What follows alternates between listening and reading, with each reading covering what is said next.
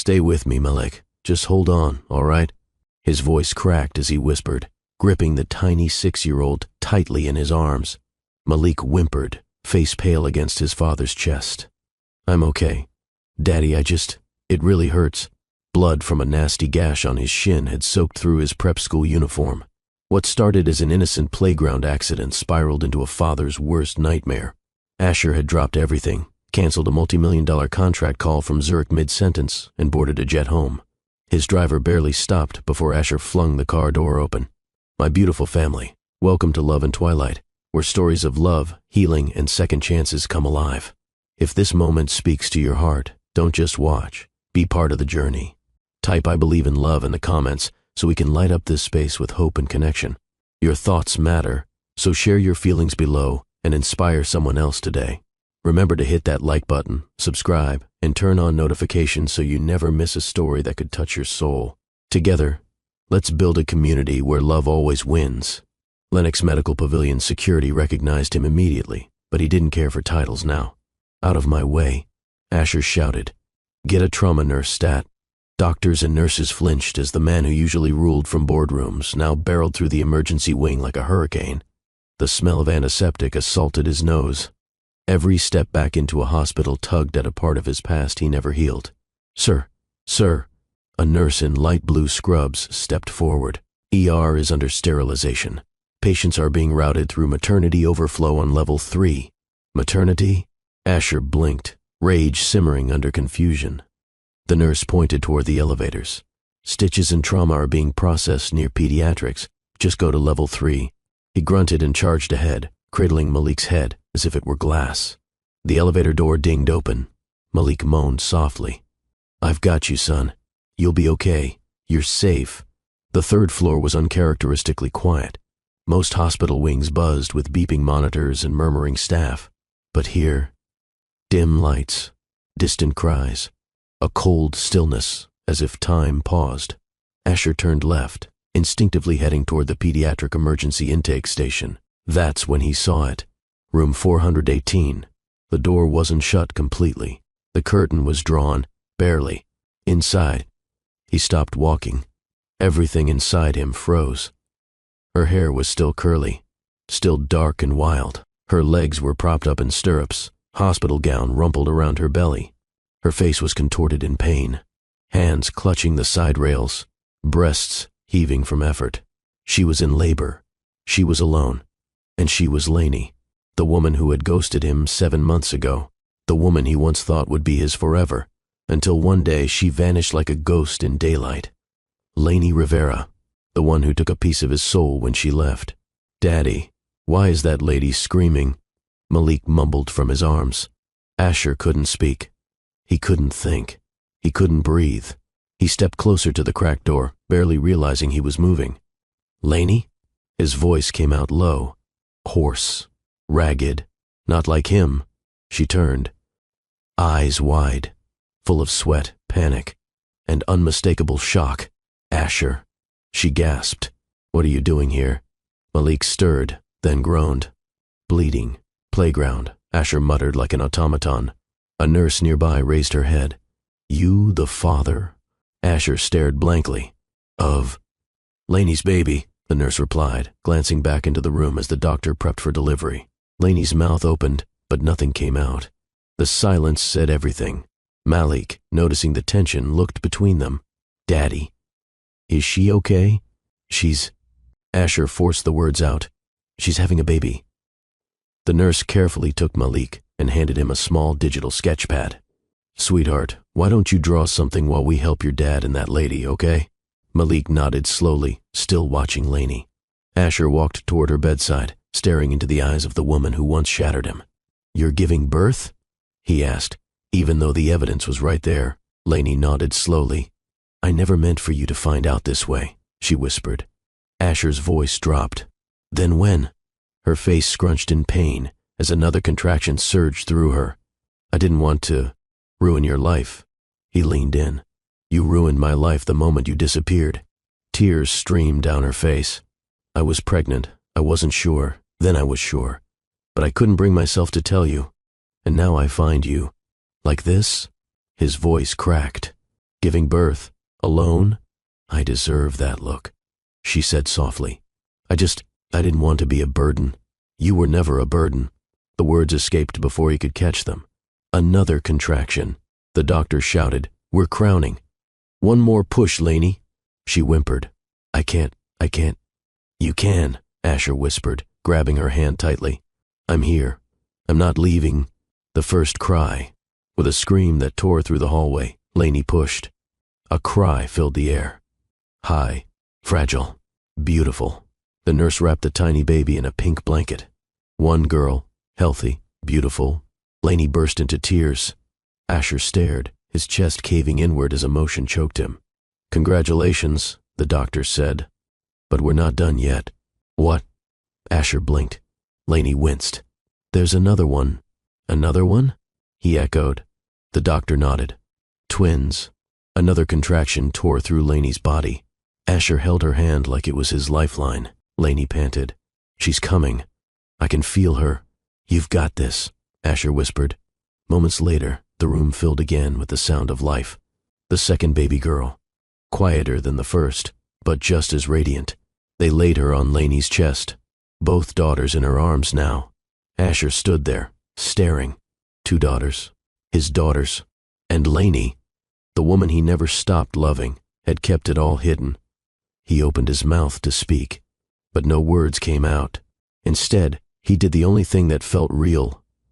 He sat beside her, placed a trembling hand on his newborn daughter's head, and whispered, You were never a mistake. Laney held both babies, tiny squirming bundles of life. Sasha and Sarai. She hadn't said the names out loud yet, but Asher knew, as if something ancient inside him whispered them to his soul. Malik sat nearby on a padded chair with a crayon in his hand and wide eyes. Daddy, he asked, are those babies your babies too? Asher's jaw flexed. He wasn't ready for that question. Not yet. He turned to Laney instead. I need the truth. Laney didn't look away. She was exhausted, sweaty, pale, but something about her eyes was still the same. Fierce and soft at once. I found out 2 weeks after I left, she began. I was dizzy. I chalked it up to stress. But then the nausea started, and when I saw the test, she paused, blinking rapidly. I panicked. I thought it was some cruel twist. You and I had just collapsed. Asher leaned against the windowsill, silent. You didn't even fight for me, she whispered. I figured I'd been replaced by your boardroom in under 24 hours. You sent a breakup text, Laney, he said, biting down on the bitterness. Not even a goodbye in person. Just a line that said, I can't be what you need. Goodbye. I was scared, she murmured. Asher's fists clenched. You were pregnant, and you didn't think I deserved to know? I didn't know if they were yours, she confessed. That stung more than it should have. I'm not the only man you were with? He asked, voice low. Laney closed her eyes. I was broken, Asher. You didn't ask why I left. You just moved on. I didn't move on. He snapped. I died in silence, alone, like a fool. A nurse passed by and slowed at the sound of tension, but Laney shook her head. They needed no audience. I went to Mexico for a corporate women's retreat, Laney said. It was supposed to be healing. There was one night, a moment of weakness. Asher looked away, his jaw working. 2 months later, she added, I did a paternity test when I got back. They're yours. His breath hitched. Both? Laney nodded. Identical. 1 egg, 1 donor, 1 man. Asher's stomach twisted. And still, you didn't call? I didn't know how to face you. So you thought giving birth in silence was the better route? Her eyes welled with fresh tears. Yes, the moment should have been filled with rage, but instead it was filled with something worse, longing. He watched Laney cradle their daughters, her trembling arms, her wild curls clinging to her temples, her lips, whispering tiny nothings to 2 lives she kept hidden from him. You named them? He asked, softer now. I waited until I saw them, she said. Sasha, Sarai. They came to me like prayers. They're perfect. Laney blinked in disbelief. You're not angry. Oh, I'm furious, he growled. But I'm also hypnotized. I can't stop looking at them, and I can't stop thinking about what it would have been like if I had been here. She looked down. I never wanted to rob you of this. I just didn't think you'd want more kids. Why would you think that? You told me once that Malik was enough, that you were done with being vulnerable. Asher swallowed hard. That was after I lost my brother, he said, and I was afraid to love again. I never said you couldn't be part of that healing. Malik tugged on his dad's sleeve.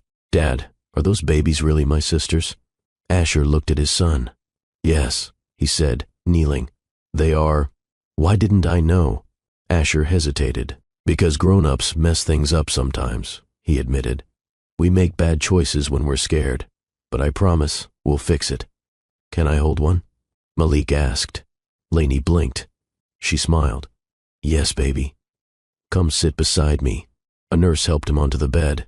Sarai, the quieter twin, was gently placed in his arms. She's really small, he whispered. She's your sister, Lainey said, voice cracking. She already loves you. Asher felt something shift in him. Watching Malik cradle his sister, smiling softly, all the fury, all the pain, it dulled under the weight of a new reality. This wasn't a betrayal. It was a beginning.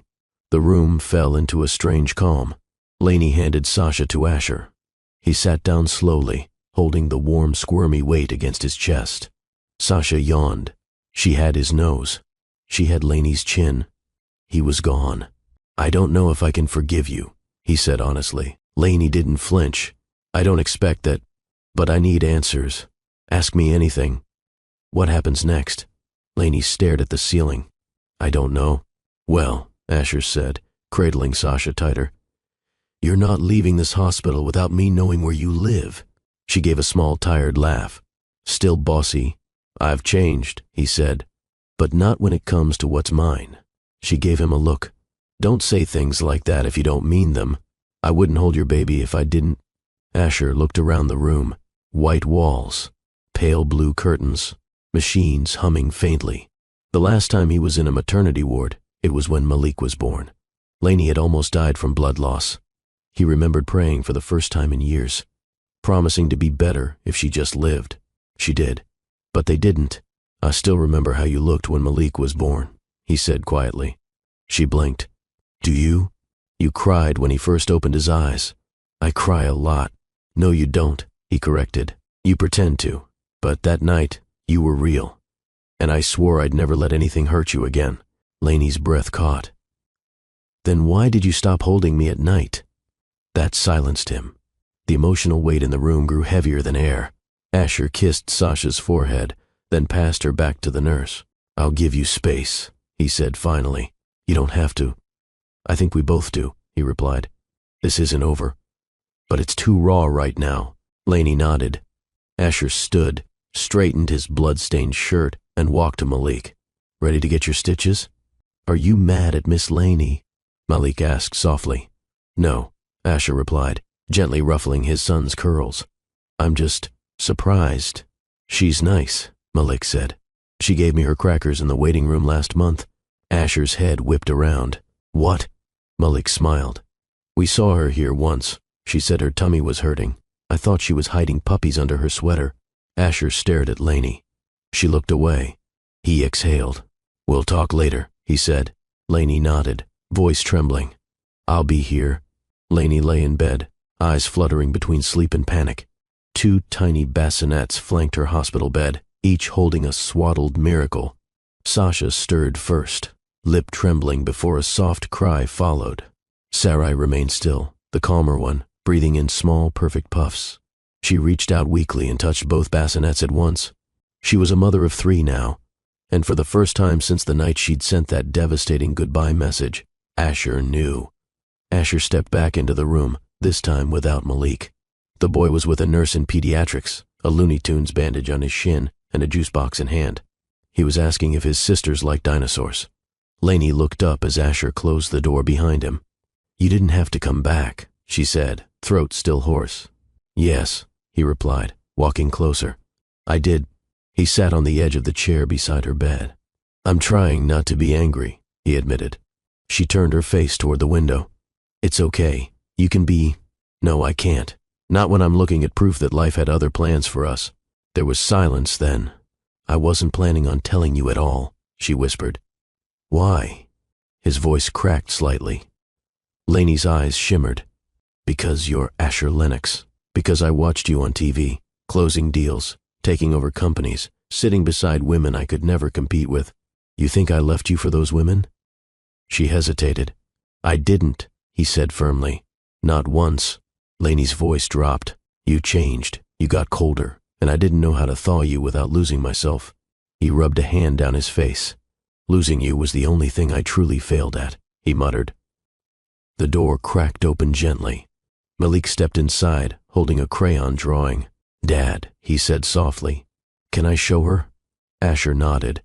Malik walked over and handed the paper to Laney. 3 stick figures.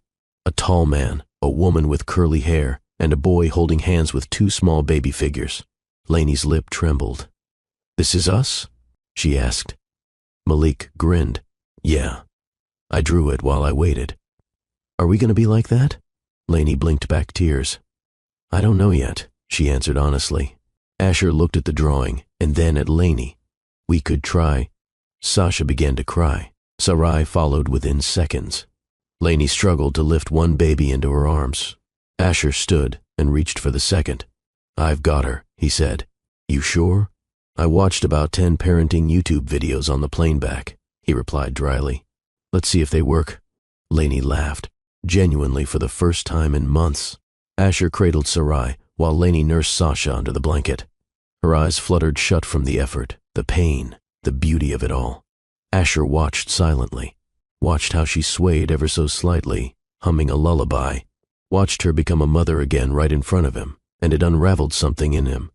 He hadn't known how much he missed this, not just her. The U.S. they once were. Laney rested back on her pillow. Do you remember our last fight? She asked. Asher nodded slowly. I do. You were on the phone when I told you I had a doctor's appointment. I said I was scared, and you waved me off. I was negotiating a merger. I was bleeding. His heart stopped. I didn't tell you everything, she whispered. It was the second time it happened. I thought I was miscarrying. I thought I lost what we didn't even know we had. He stood, pacing slowly. You never told me, he said. I tried, but you were always somewhere else. He stopped. I hate that you were right, he said. I hate that I lost you before I knew how badly I needed you. Laney placed Sasha back into her bassinet, then turned to him. I didn't want to be the woman who begged, she said. So I became the woman who ran, and I didn't want to be the man who broke down, Asher replied. So I let you. They looked at each other. No more rage, just regret. Asher sat back down. I'm not going to pretend we're okay, he said. We're not. I know, but I want to be involved. With the twins, with Malik, with you. Laney breathed deeply. Do you mean that? Or is this just post-shock compassion? I mean it, he said. Then you have to show up, not just now, but every day. I can do that. And if you leave again, I won't. Don't promise unless it's real, Asher. He reached out, brushing a finger against her cheek. I'm not promising. I'm proving it. Starting now. The evening sun painted golden streaks on the hospital walls. Outside, the city bustled like nothing had changed. But inside room 418, everything had. Malik snored softly on the fold-out chair. The twins slept side by side. Laney lay back on the pillow, eyes heavy but heart lighter. Asher stood at the window, one hand in his pocket, the other gripping the side of the curtain. He wasn't a CEO right now. He wasn't a man at war with love. He was a father, a man who'd stumbled back into the life he'd almost lost and found 3 reasons to stay. The hospital wing was quiet again. Most of the staff had thinned out. Only the hum of machines and the occasional squeak of nurse shoes remained. Malik lay curled under a light blanket on the visitor's recliner, his crayon drawing resting on his chest. Sasha and Sarai, freshly changed and fed, were tucked into separate bassinets beside their mother's bed. Asher stood in the corner, arms folded, staring at nothing. Laney broke the silence. You're still here. I said I wouldn't leave. You didn't say you'd stay either. He looked at her, his expression unreadable. Fair enough. She shifted, the soreness from delivery still fresh. She tucked a pillow behind her back and cleared her throat. Do you remember when you told me I was reckless with feelings? Yes, you were right. She didn't wait for sympathy. I held on to the pain so tight I forgot what softness felt like. I told myself you didn't care, that you'd moved on. It made it easier to hate you than miss you. Asher exhaled through his nose. I told myself you were weak for leaving, that I was better off alone. She nodded slowly. We both lied to ourselves. And each other. He walked to the edge of the bed, but didn't sit. You weren't supposed to carry all this by yourself, he said. You didn't ask if I needed help. I didn't think I had the right after you left. I didn't leave because I hated you, she whispered. I left because I hated the version of myself that stayed. That hit him harder than he expected.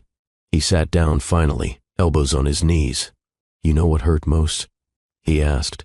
Lainey waited. You left while I was still choosing you, every single day, even when I couldn't show it right.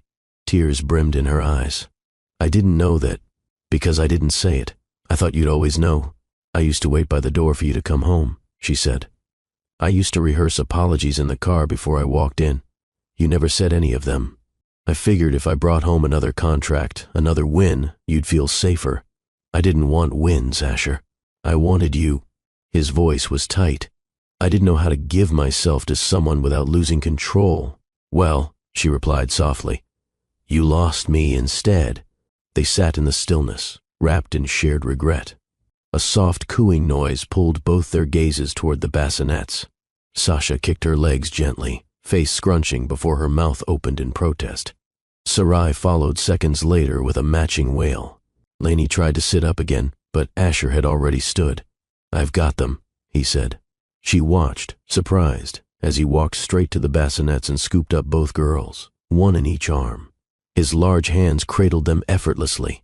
The way he looked at them, like they were precious. He sat with them, rocking gently, whispering nonsense to quiet them. You're a natural, Lainey said, astonished. He looked down at the girls, then back at her. I missed this with Malik. I was so focused on being a provider that I forgot how to be present. You're doing it now. I don't want to miss it again. There was a letter, she said suddenly. He looked up. I wrote it the week I left, never sent it. What did it say? That I loved you, that I was drowning, that I didn't know how to breathe in your world. He set the twins down and walked over slowly. You should have sent it. I didn't think you'd read it. I would have. 100 times. Lainey blinked away tears. I hated the idea that you stopped needing me, she whispered. I never did, he said. I just stopped knowing how to show it. Asher sat back on the bed. I want to do this right, he said. Lainey raised an eyebrow. Do what? This family, you, Malik, the twins, even if it means changing how you live. He nodded. I'll delegate more, work less. I'll show up. You can't fix the past in one day. I'm not trying to fix it. I'm trying to start over. She looked at him long and hard. You're serious. I am. Lainey lowered her eyes. And what if I'm scared? He reached out and held her hand. Then I'll be brave enough for both of us. A soft knock interrupted them. It was Malik, in his socks, holding a juice pouch. I couldn't sleep, he mumbled. Asher opened his arms. Malik climbed onto the bed beside Lainey, snuggling between them. Did you fight? He asked sleepily. No, Lainey said, wrapping an arm around him. We talked. Are you mad at each other? No, Asher said. We're trying to figure stuff out, like a puzzle. Exactly. Malik yawned. Then I want to be one of the pieces. Lainey smiled, tears threatening again. You already are, she whispered.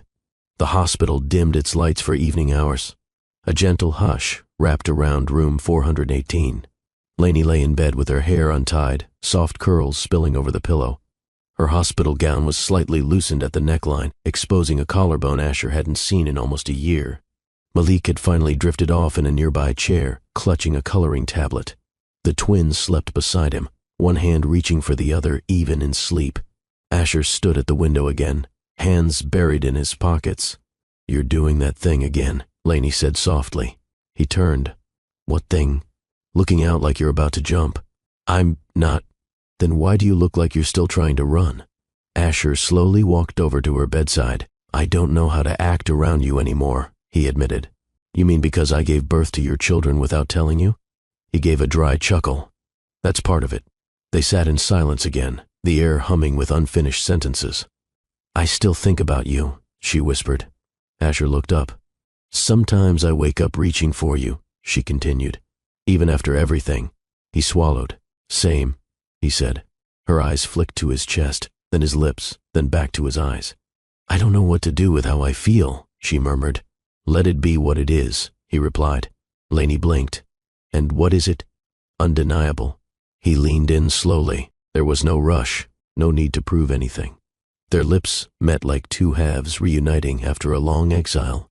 The kiss wasn't gentle. It was aching. Familiar, but urgent. She gasped against his mouth, his hands sliding around her neck, anchoring her in a way she forgot she craved. Lainey moaned softly. The sound alone nearly broke him. You're insane, she breathed between kisses. I've always been insane for you, he whispered, brushing his lips across her jaw. Asher moved the sheet down gently. Her legs parted with hesitation, but not resistance. I just had twins, she whispered again. I'm not taking anything from you, he said. I just want to remember how you feel. His hand traced the curve of her thigh, slow and reverent. She arched slightly. Her body remembered before her mind did. Her breasts, swollen from nursing, ached beneath the fabric. He reached up, cupped one through the gown, and gently teased her already tender nipple. She cried out. He swallowed the sound with another kiss. You're going to make me lose my mind, she whimpered. That's the plan. It didn't become full-blown passion. Lainey was still healing, but Asher kissed every inch of her with a devotion that undid her walls one breath at a time. The heat between them wasn't about sex. It was about memory, belonging, knowing exactly how to bring each other home. She gripped the back of his head as he kissed his way down to her hip. You never forgot me, she whispered. I couldn't. You never stopped loving me. I wouldn't. They lay side by side on the small hospital bed, his arm under her neck, her hand on his bare forearm, both staring at the ceiling like it held answers. You really fed them earlier, she said, a small smile playing on her lips. Both at once. How'd it feel? Like holding my second chance. She looked at him, eyes shining. You've changed. He turned to her. So have you. Think we'll break each other again? We might. And if we do, we'll glue each other back together. Over and over. A soft whimper echoed. Sasha stirred. Lainey started to rise, but Asher was already on his feet. I've got her. He lifted the baby, cradled her against his chest, and began to hum something low and soothing. Something he used to sing to Malik. Lainey watched him from the bed. Asher. Her chaos. Her calm. The one who always broke her and somehow always put her back together. He caught her looking. You're staring, he teased. You're beautiful, she said. He chuckled. No one's ever said that to me while I burped a baby. Well, she said, smiling. I say what I mean now. Later, after both twins were asleep again, Lainey picked up her phone. She opened the drafts folder. The old letter was still there. Unsent. She read it again, then deleted it. The present was better than any apology the past could offer. Asher leaned over and kissed her shoulder. What was that? He asked. Just letting go. The light streaming through the hospital window was soft and amber. Morning had arrived, but the city noise hadn't yet filtered in.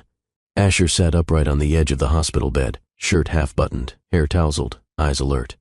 His phone buzzed endlessly with backlogged meetings and voicemails, but he hadn't touched it. Lainey stirred gently beside him, her eyes fluttering open. Are you still here? She murmured, voice raspy with sleep. He glanced back. Yeah, you didn't even sleep. I watched you. Her cheeks flushed. You're intense. And you're dangerous. Dangerous? He nodded. You make me want things I swore off. Malik entered the room carrying a bowl of cornflakes and almond milk. He plopped beside the bassinets and announced, I think we should all live together now. Lainey raised a brow. Oh? He munched loudly. It just makes sense. I mean, Dad's here, you're here, babies are here. Why are there so many houses? Asher laughed. You're 6 and already making real estate decisions? He teased. I'm serious, Malik said, slurping milk. I don't want to live in one house if my sisters live in another. Lainey blinked. She hadn't thought that far ahead. Asher leaned forward. Would you like that, Lainey? She hesitated. It's not just about what I want. Later that morning, the pediatrician came in to check the twins. Malik was escorted downstairs to the cafeteria. Asher stood at the foot of the bed while Lainey swaddled Sasha again. "I thought I knew how to protect myself from pain," he said. She looked up, puzzled. "But then last night, watching you cry, watching Malik draw us like we were already a family again, it broke something in me. Asher, I cried in the elevator," he admitted, "right after I walked out the first time. That night you left, Lainey's face went pale. I punched the mirror, scared my own driver, went back into that penthouse and just collapsed." He rubbed his hands together, voice trembling. "And last night, when I held Sarai, I cried again, but not because I was broken, because something healed." Lainey climbed out of bed slowly, barefoot, dressed in a fresh hospital robe. She walked up to him without saying a word and placed her palm on his chest. He looked down at her hand, then back into her eyes. She reached up and kissed him. This one was different, not desperate, not fueled by unresolved passion. It was soft, warm, healing. When they broke apart, she whispered, "You still make me feel safe." And just like that, Asher's eyes shimmered. A single tear rolled down his cheek. "You still make me feel like I have something to lose," he whispered back. A nurse came in mid-moment, carrying folded blankets. She paused. "Oh," she said, grinning slightly. "Should I give you two a moment?" Lainey laughed nervously, wiping her face. "No," Asher replied calmly. "We're just rebuilding." The nurse nodded. "Keep doing that. These babies deserve a full story, not half a chapter." She placed the blankets on the side table and left. "You know you don't have to come home with me, right?" Asher said. Lainey turned from the window. "I'm not asking because I expect anything. I just want you and the girls to be where you're safe, where Malik can be close. And you?" He smiled softly. "I'll be there too, but only if you want me." Lainey hesitated. "I don't have answers yet. You don't need to." He stepped forward, pressing his forehead to hers. "I'll give you space, but not distance. Not again."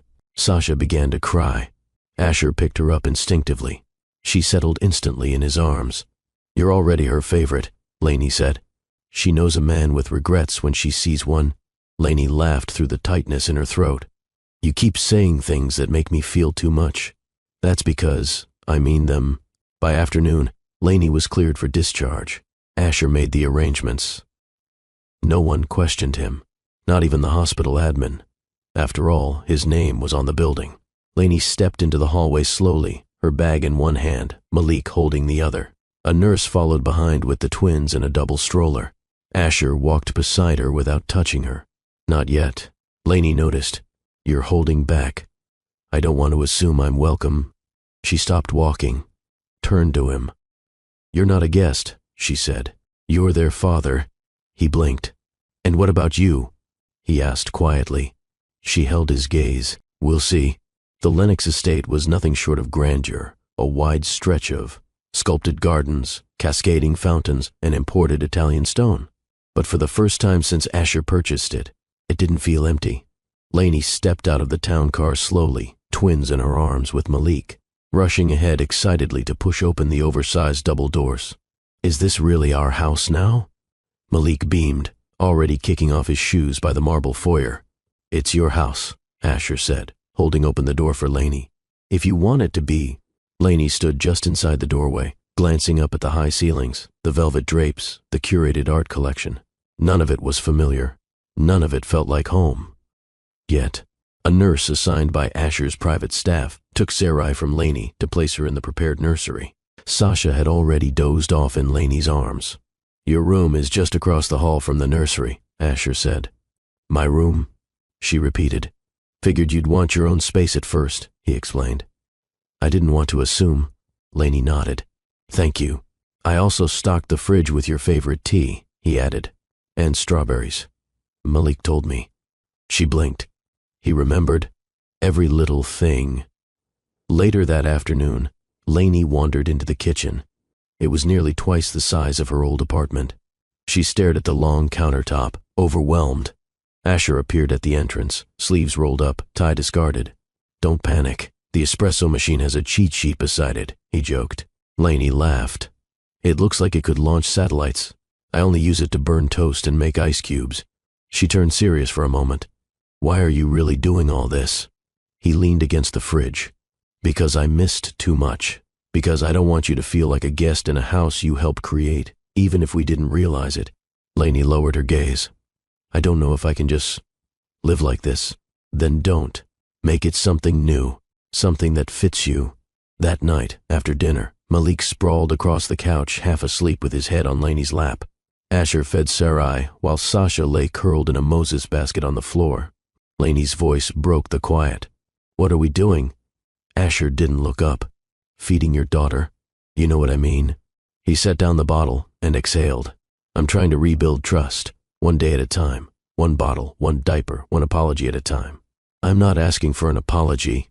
You deserve one anyway. Lainey stroked Malik's curls. You think this could actually work? Do you want it to? I don't know. That's okay, he said. I'll wait. The twins woke up simultaneously around midnight. Asher was the first out of bed. He walked into the nursery and changed one diaper with military precision, then rocked Sasha until her hiccups stopped. Lainey joined moments later, already lifting Sarai from the crib. Look at us, she said softly. Like, we've been doing this together all along. He looked over. Maybe we were always meant to. She walked past him, brushing his shoulder. Don't say things you don't mean. I never stopped meaning them, he replied. She didn't look back, but her grip on Sarai tightened slightly. The next morning, Malik woke up before the sun and tiptoed into their room. Asher and Lainey had fallen asleep beside each other on the oversized couch in the nursery, both twins tucked in slings on their chests. Malik stood in the doorway, watching for a full minute before whispering, This looks like a movie. Asher cracked one eye open. What kind of movie? Malik grinned. The kind where the good guys win. If you believe healing is possible, even after heartbreak, like share, subscribe, and drop a comment below with, I still believe, and let's show the world that second chances matter. Later that evening, Lainey stood at the door to her guest suite. Asher walked past, Malik on his shoulders, both of them laughing about something ridiculous. She watched them, watched how effortlessly Asher had stepped into this version of fatherhood. How long do I have to stay in the guest suite? She asked suddenly. Asher paused. You tell me. Lainey smiled. Ask me again tomorrow. He nodded, heart pounding. And this time he didn't press. The Lennox estate awoke slowly, quietly. No corporate calls, no kitchen noise. Just the sound of baby gurgles, Malik's laughter from the living room, and Lainey's bare feet on polished marble. Asher had stepped out early for a short meeting at his downtown office, but he left a note on the kitchen island. Coffee already brewed. Twins had a bottle at 6.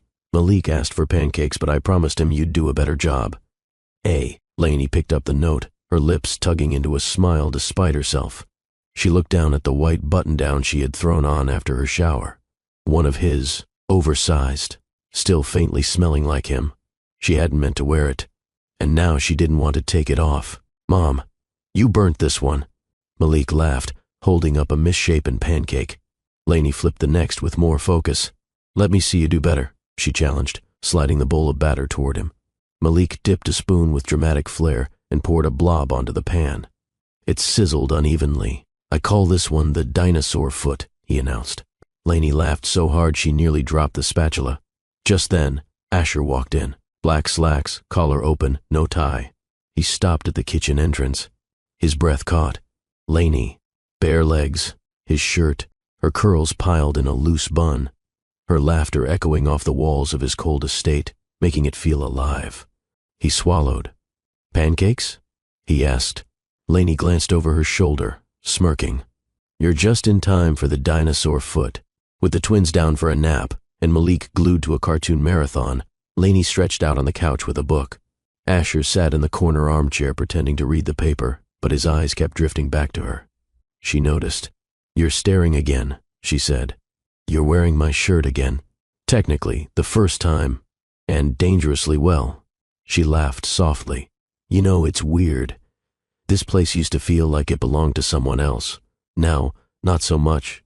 Asher's expression shifted. Is that a good thing? She closed the book. It might be. Asher gave Lainey a quiet tour that afternoon, not as a host, but as a man slowly offering her keys to his world. This is the guest library, he said. Malik calls it the boring room. Lainey smiled. I love it. And this was going to be a cigar lounge, but I never finished it. Good, she replied. Cigars are disgusting. He smirked. You always hated them. You always lit one when you were stressed. I haven't touched one since you left. She glanced at him sideways. You didn't have to change for me. I didn't. I changed because I lost you. When they reached the door to the guest suite, Lainey paused. The crib had been moved to the main nursery. The side table was cluttered with bottles, nipple cream, pacifiers, burp cloths. The room didn't feel like hers. It felt like waiting. She turned to Asher. Did you make all these changes yourself? Some. Staff helped. But I picked every piece of furniture. I wanted it to feel like you. She looked around. You did too good a job. It doesn't feel like a guest room. It never was. That night, Malik insisted on a sleepover in the primary bedroom. He dragged in pillows, snacks, a flashlight, and a tablet. Asher set him up at the foot of the bed, and Lainey, still wearing the shirt, slid in beside him. The sheets were crisp, the air smelled of citrus and sandalwood, and the silence between them wasn't heavy anymore. It was hopeful. I like it here, Malik mumbled sleepily. I think the twins like it too. Lainey ran a hand through his curls. Why? Because nobody's sad here. Hours later, after Malik had rolled to one side and started snoring lightly, Asher lay still, his chest barely rising. Lainey turned toward him. You're really not going to make a move? She asked. He opened one eye. Are you asking me to? No, she said. I just wondered if you still wanted me. Asher didn't answer right away. Instead, he reached out, slipped his hand around her waist, and pulled her gently toward him. She didn't resist. He kissed her shoulder. Once. Then again. I never stopped. The boardroom at Lennox Holdings was unusually silent. 12 suited executives sat around a sleek obsidian table.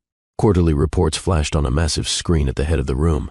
Asher sat at the center, stone-faced, sharply dressed, yet visibly distant. His assistant, Claudia, handed him a document. Chairman Lennox, your signature? He blinked, looked down, then paused. This is the second time I've handed that to you, Claudia added gently. Asher set down the pen. My apologies. My head's not here. A few exchanged glances. No one dared to speak. The moment the meeting adjourned, Asher retreated into his office and locked the door. He pulled out his phone and opened the security app connected to the nursery camera at home. Sasha was asleep, thumb in mouth. Sarai was squirming in her crib, trying to flip over. Malik's laughter echoed faintly in the background. Lainey entered the frame a second later, barefoot again, swaying gently with a bottle in one hand and a soft lullaby on her lips. Asher leaned back in his chair and smiled. That was where his mind lived now, not here. Asher's phone rang. He answered quickly. Dad, I heard from the board. You were late today. I was. Something wrong? No. Something right. There was silence on the other end. You sound different, his father finally said. I am. I don't know if that's good or bad. It's necessary. I suppose you'll miss the annual gala this weekend too. I'll be at home with my daughters. You've missed 2 quarters of investor dinners already. I know. Asher, you built this empire with your focus, and I nearly lost my family because of it. Claudia entered quietly with a fresh espresso. He waved it away. I'm good. You're always good, she said, teasing lightly. Just never this calm. He looked up. What do you mean? You used to pace this office like a caged animal before presentations. Today, you just sat there like a man who'd already won. Maybe I have. She smiled. Does this have anything to do with the woman who visited last week with a double stroller? Everything. That afternoon, Lainey showed up. No warning. No security clearance needed. Claudia had already put her on the approved list. She walked in wearing jeans and a cream sweater, twins in the stroller, and Malik holding her hand with a paper bag in his. What's this? Asher asked, stunned. Lunch, Malik announced proudly. Homemade. Asher grinned. Lainey made, she corrected. She set the bag on his desk and opened containers, grilled chicken wraps, a fruit salad, and chocolate chip cookies. Asher inhaled deeply. You're trying to ruin my diet. I'm trying to feed the man who skipped breakfast, she said. Asher sat across from her, Sasha in one arm, feeding her with one hand and eating with the other. You know you're being watched, Lainey teased. Let them watch. Not afraid of gossip anymore? I'm only afraid of missing more moments like this. Lainey smiled, looking down at her wrap. I missed you. she admitted. His eyes didn't leave hers. You don't have to miss me anymore. After lunch, Claudia pulled Lainey aside in the hallway. Can I tell you something? Lainey turned, curious. I've worked for Asher for 9 years, Claudia said. I've seen him rage. I've seen him win. But today, he was present. Lainey smiled softly. That means a lot. I'm glad you're back, Claudia added. Not for his sake, for his children's. Lainey nodded. Me too. Back at his desk, Asher adjusted a small silver clock. It used to face him, reminding him of his meetings. He turned it toward the photo frame Lainey had placed, one of Malik holding the twins on the nursery couch. Time didn't belong to shareholders anymore. It belonged to moments, and he'd never trade it again. It had been 2 weeks since Lainey moved into the Lennox estate. The household rhythm was starting to settle. Bottles at 6, Malik's school drop-off at 8, diaper rotations, late-night feeds, family dinners. But this morning, something felt off. Asher's usual warmth had thinned. He spoke less, smiled less. His phone never left his hand. Lainey noticed but said nothing. Yet, she passed by his office while putting Sarai down for a nap. Through the closed door, she heard Asher's voice, low, clipped, serious. I told you that part of my life is over. Why are you even reaching out now?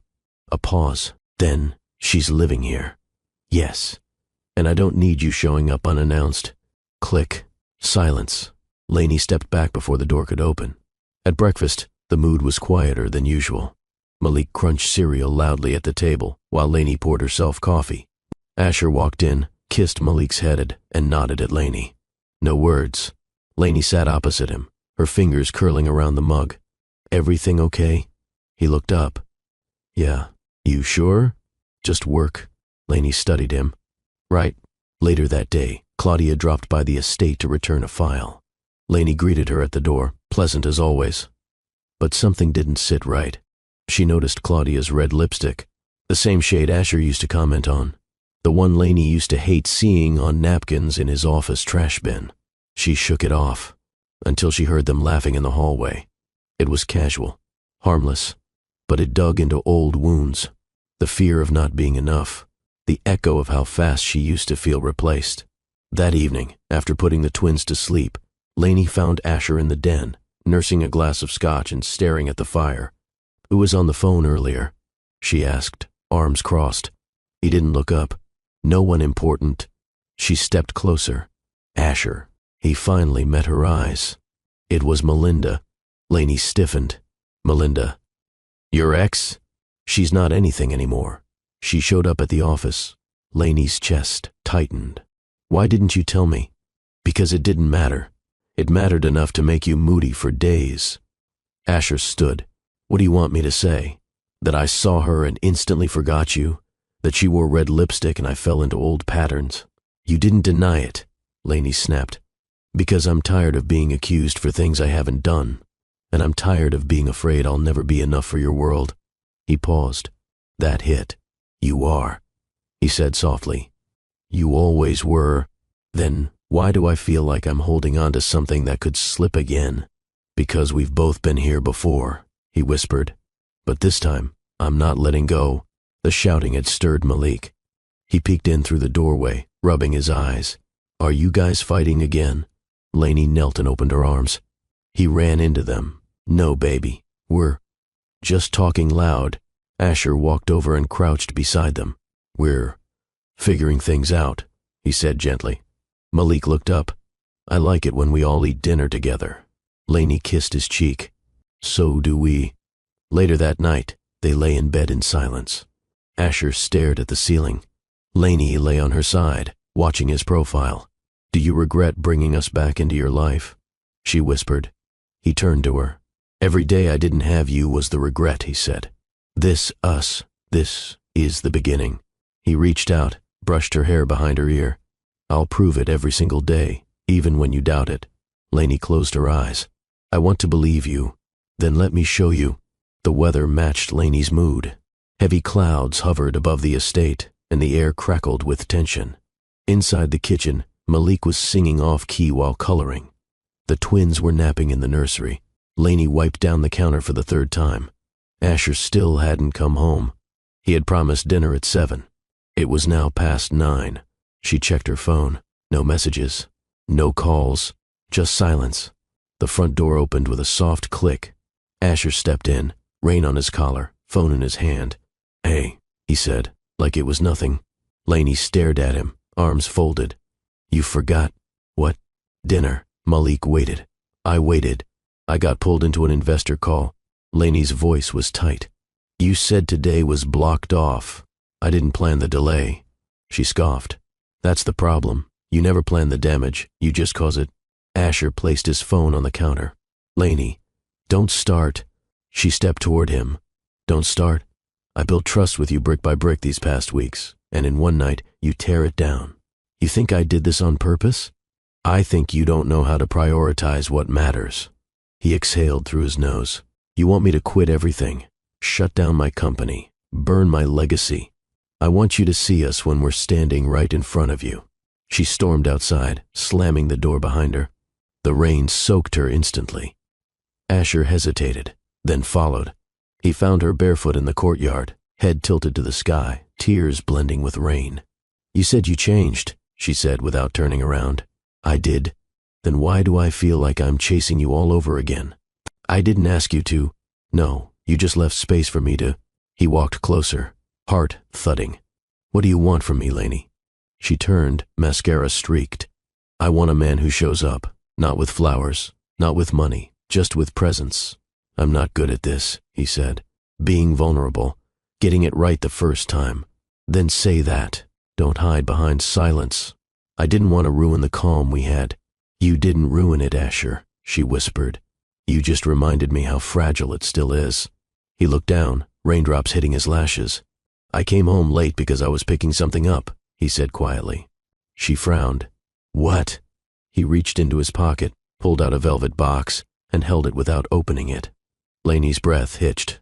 "This wasn't supposed to be like this," he said. "Like what?" "Screaming in the rain. You crying. Me defending myself like I'm on trial." He opened the box. Inside sat a platinum band. Elegant. Bold. 3 small diamonds glimmered. One for Malik, one for Sasha, one for Sarai. Lainey covered her mouth. "Asher." He shook his head. "I'm not asking now." She blinked. "You're not?" "No," he said. "Because you don't need promises made out of guilt. You need time, space. But I want you to know this was real. It still is." He stepped forward, slipped the box into her hand, then pulled her into his chest. They stood there, silent, soaked, hearts pounding. "I still want us," she whispered. "I still choose us," he replied. "But we're not ready." "Then I'll wait." Later, wrapped in dry towels, Lainey sat on the bed holding the ring box. Asher changed into sweats and sat across from her. "Why 3 stones?" she asked softly. He glanced at the twins' monitor, then at Malik's shoes by the door. "They're my reasons. The ones that saved me." She opened the box again. "They're beautiful. So are you." That night, Lainey curled into him. There was no heat, no urgency, just warmth. He kissed her shoulder, then whispered, "Next time I ask, I want you to say yes without hesitation." She looked over her shoulder. "Then make me believe it every day until then." The next morning wasn't loud. No slamming doors, no heated words. Just the soft clink of Malik's spoon against his cereal bowl, the quiet breathing of 2 sleeping twins in the bassinet, and the sound of Lainey humming while packing a small diaper bag. Asher stepped into the kitchen freshly showered, sleeves rolled to his forearms. He kissed Malik's head, poured himself coffee, and sat beside Lainey without a word. No tension, no armor, just a man still trying. A courier arrived shortly after breakfast.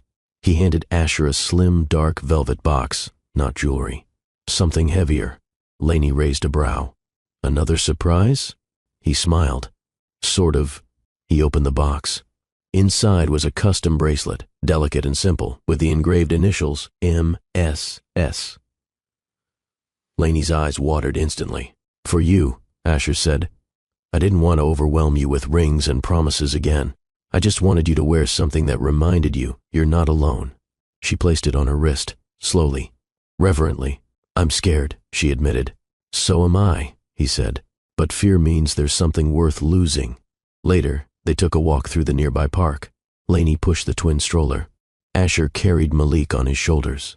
The sunlight bounced through trees and softened everything it touched. "Are you gonna marry Mom?" Malik asked suddenly. Lainey choked on her drink. Asher grinned. "I'd like to." "She already lives with us," Malik added. "I think that's what married people do." Lainey ruffled his curls. "Not quite, baby, but it'd be cool. Then all my friends would know I have a real family." That hit Lainey harder than she expected. She looked at Asher. He was already looking at her. That evening, Lainey rocked Sasha to sleep while Asher changed Sarai's diaper. The light from the mobile cast little stars on the ceiling. "I used to dream about this," Lainey said softly. "A quiet home, babies in the nursery, someone to share it with. Then why'd you run when it got too close?" "Because I didn't think I deserved it." Asher turned, holding Sarai in one arm. "You still think that?" "Sometimes." He stepped closer. "Do you know why I picked 3 stones for that ring?" She shook her head. "One for each child. But also," he placed Sarai in her crib and turned back to Lainey. "One for the past, one for the present, one for the future." She looked up slowly. "I've made peace with the past," he continued. "I'm standing in the present, and I want to build a future with you." Lainey stared at him, stunned. He dropped to one knee, not with fanfare, but with sincerity. He didn't pull out the box. He didn't rehearse a speech. He simply looked up at her, eyes raw and steady. "Lainey Rivera, will you marry me? Not because we're trying to fix something, but because we've already started something worth protecting?" She laughed through her tears. "Now?" He smiled. "Only if you want forever to start today." She crouched down in front of him, pulled his face to hers and kissed him. "Yes," she whispered. "Yes." Malik burst into the room seconds later, holding a half-eaten granola bar. "Did I miss something?" Lainey laughed. "We just got engaged." He blinked. "Like, forever?" "Forever," Asher confirmed. "Do I have to wear a suit?" Lainey grinned. "Only if you want to match Daddy." Malik looked up at Asher. "Can it have a cape?" Asher nodded solemnly. "It better." That night, the family sat down for dinner, just the 5 of them. No housekeepers, no chefs, just spaghetti, garlic bread, and paper napkins with cartoon designs. "I want a backyard wedding," Lainey said suddenly. Asher looked up. "No ballroom?" "No ballroom, just lights, laughter, and kids running barefoot." He reached across the table for her hand. "Done." The Lennox Estate backyard, usually reserved for investor brunches and charity galas, looked completely different that afternoon. Fairy lights hung from tree to tree. Ribbons curled around the white wooden arch set up near the flower beds. A path of rose petals wound from the house to a modest altar made of reclaimed oak. Malik helped the nanny set up folding chairs. His tiny suit had a gold cape attached with Velcro. "Super ring bearer," he announced proudly, flexing for his sisters in their matching lace onesies. Sasha blinked. Sarai yawned. Asher watched from the patio, his hands in his pockets. "I don't think I've ever seen this house look this alive," he whispered. Lainey stepped beside him in a white lace dress, soft, elegant, barefoot. "Good. Because neither have I." Inside, Lainey stood in front of the mirror. No veil, no corset, no makeup artist, just herself. And still, she felt more radiant than she ever had at her most glamorous. Malik walked in holding a tiny velvet pouch. "What's that?" she asked. He opened it and showed her 3 rings, 1 gold, 1 silver, 1 braided leather. "I made these at camp," he said. "For you, Dad, and me." Lainey knelt to his level. "I'll wear it," she said, slipping the braided one beside the diamond band. Malik grinned. "Now it's official." The vows were whispered beneath a glowing dusk. No crowd, no planner, just the sound of Malik giggling with the twins in a stroller and birds rustling above. Asher took Lainey's hands. "I don't have a script," he said. "Good," she replied. "Neither do I." He cleared his throat. "I used to think perfection was control. That love had to fit into a schedule, a goal, a projection." Lainey smiled through tears. "But then I lost you, and I learned love is chaos. Love is spilled milk, missed meetings, midnight feedings, 3 babies crying at once." She squeezed his hand. "I vow to choose this chaos," he continued. "Every day, every breath." Lainey stepped closer. "I vow to let you in," she whispered. "Even when I want to push you away. To trust you, even when I'm scared. to make mistakes and fix them together. Asher pulled the ring from his pocket. Simple. Platinum. 3 small diamonds. Again. He slipped it on her finger slowly. Lainey did the same, her fingers trembling. There was no cheering, no cameras, just Malik's tiny voice. Does this mean I'm allowed to eat more cake? They both laughed. Yes, Asher said. It means all of us get cake now. The reception was held on the grass with picnic blankets. Malik danced with the nanny. Sasha and Sarai kicked in their stroller. Asher fed Lainey a piece of red velvet cake with his fingers. You're going to ruin the dress, she giggled. Worth it. She leaned in. This is better than any gala. You're better than any fantasy. Before the sun dipped too far, Claudia, invited by Malik, approved by Lainey, snapped a photo. The 5 of them. Asher with one arm around Lainey, the other around Malik. The twins in their laps. A soft breeze lifting curls and napkins. Lainey looked at the photo on the camera screen. No filters, she said. No edits, Asher added. Just real, she finished. The house had settled into its quiet rhythm again. The hum of the baby monitor. The faint rattle of the wind against the windows. The clicking of the grandfather clock in the hallway. In the nursery, soft light from a star-shaped lamp cast a glow over everything. Asher sat in the glider chair with Sasha asleep on his chest. Lainey stood barefoot, rocking Sarai slowly while humming an off-key lullaby. You're pitchy, Asher whispered. You're ungrateful, she smirked. He grinned. That's my love language. They took turns feeding the twins. Asher held the bottle while Lainey wiped Sarai's mouth with a cloth. He looked at her, truly looked. You're so good at this, he said. Lainey glanced up. At what? Being a mom, a wife, a whole world. Her lips parted. You make it easy. I make it possible, he corrected. You make it beautiful. She leaned forward, brushed her lips across his. Don't kiss me while I'm holding a bottle, he murmured. Why? Because I won't want to stop. Later, in their bedroom, Lainey lay curled under the covers, nursing one twin while the other was asleep in the bassinet. Asher stood at the dresser, shirtless, watching her. Don't stare like that, she whispered. Why not? It's inappropriate. He smirked. You're topless, holding my child. I've never seen anything more appropriate. Lainey rolled her eyes. You're impossible. He walked over and climbed into bed beside her. Do you know how sexy you are right now? He whispered. She raised a brow. Leaking breast milk? Exactly. As she laid Sasha down, Asher pulled her back against him. He kissed her neck, slow and lingering. His hand slid across her stomach, her real, post-baby body. She tensed. He noticed. You still think I see you differently now? He asked. I don't feel like myself yet, she admitted. You feel like myself, he replied. Exactly how you are. His hand traced every curve like it was sacred. Lainey exhaled, melting into him. Their kiss deepened. No rush, no need to prove anything. It was the kind of passion that came after storms, earned and soft and electric. Later, Lainey sat between his legs in the bathtub, her head resting on his shoulder. The water was warm. The lights were low. Asher rubbed circles on her arms. You know, she said, this feels like a dream. It's not. How do you know? Because I never sleep this well in dreams. They both laughed. Lainey turned to look at him. Thank you. For what? For not giving up. For choosing chaos. He kissed her forehead. I didn't choose chaos, he said. I chose you. Chaos just came with the package. Before bed, they both peeked in on the twins. Malik was asleep in his room down the hall, arms wrapped around his superhero bear. Sasha stirred. Lainey adjusted her blanket. Asher whispered, Do you ever think we'd get back here? She shook her head. But I'm glad we did, she whispered. He kissed her hand. We're not back, he said. We're beyond. On her nightstand, Lainey found a sticky note the next morning. In Asher's handwriting, I'll never stop choosing you, even when you forget how to choose yourself.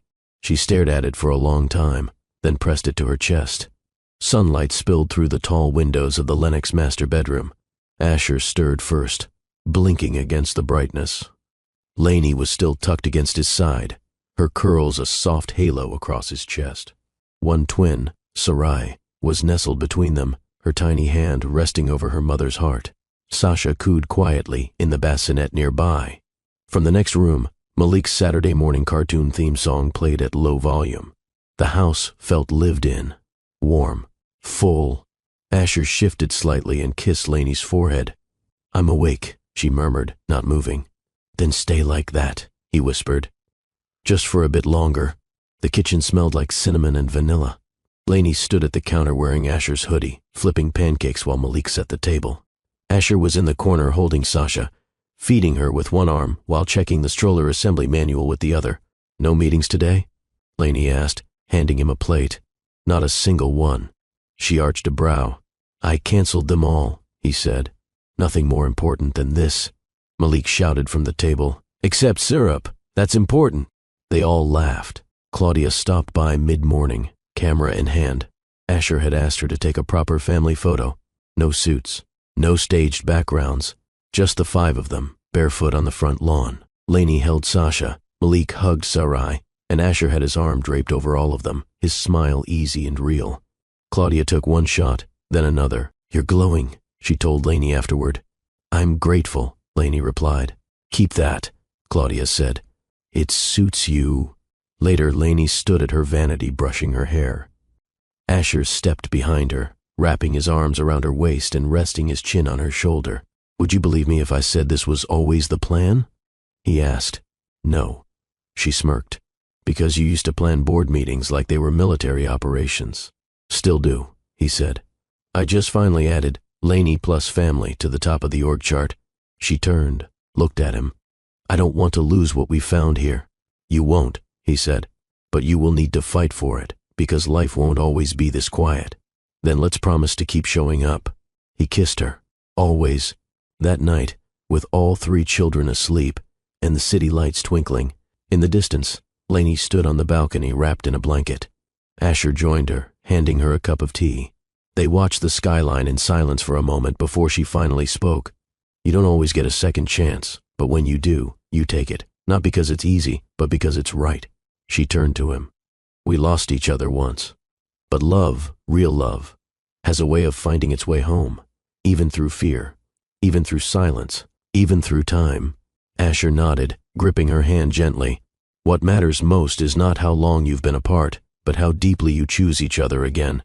Dear beautiful family, if this story moved you, if it reminded you that love can be messy but still magical, I want you to do 3 things right now. Subscribe and like this video so more souls can find hope. Again, comment. I believe in second chances if you've ever loved, lost, and learned. Share this with someone who needs a reminder that healing is possible, even after heartbreak. Let's fill the comments section with stories of redemption, healing, and second chances. Let the world know love doesn't give up. And as the moonlight bathed their home in silver and the quiet of the night returned, Lainey rested her head on Asher's shoulder and whispered, "This is the life I never knew I could have." To which Asher replied, without hesitation, "It was always yours. I just had to catch up."